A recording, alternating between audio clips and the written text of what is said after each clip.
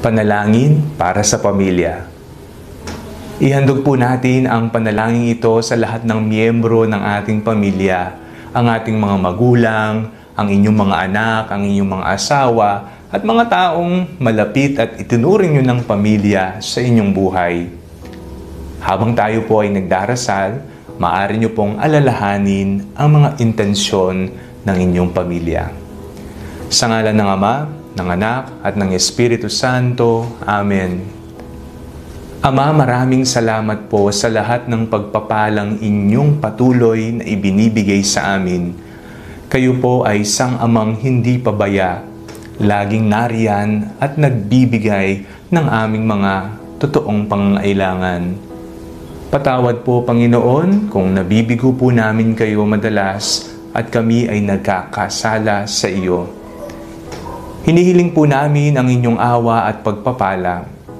Sa kasalukuyan, Panginoon, itinataas po namin ang aming pamilya. Gawin niyo po itong sagrado at banal katulad ng inyong pamilya sa Nazaret. Naway, bigyan niyo po kami ng pagmamahal, pag-uunawa sa isa't isa, at kami sana'y magmahalan bilang isang tunay at matapat na pamilya. Itinatalaga po namin ang aming tahanan sa inyo. Naway ang aming tahanan ay maging ehemplo at sisidlan ng banal na espiritu ng pagmamahal, ng pangunawa, ng pagkalinga at ng pagdadamayan. Ano man ang intensyon namin, pinansyal man ito man ay espiritual, ito man ay pangangailangang pisikal, emosyonal, mental, kayo na pong bahalang magbigay sa amin. Sa ngalan ni Jesus na aming Panginoon. Amen. Sa ngalan ng Ama, ng Anak, at ng Espiritu Santo. Amen.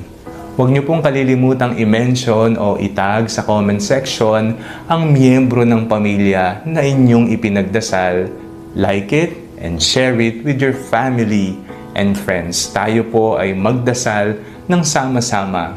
Lagi po nating tatandaan ang sinabi ng yumaong paring si Patrick Peyton, "The family that prays together, stays together."